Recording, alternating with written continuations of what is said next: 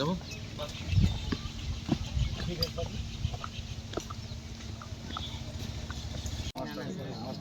এই তো সকালবেলায় আমাকে একজন ফোন করলো যে পাড়ার খবর শুনেছি। আমি বললাম না তো, কি হয়েছে? তো বললো বম পাওয়া গেছে। তো কোথায় রে?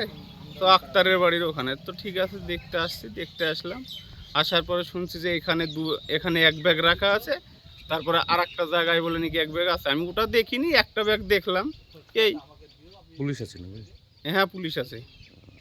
কারা রেখেছে বলে মনে হচ্ছে? এটা তো এখন শাসক দল টিএমসি রে রেখে গেছে।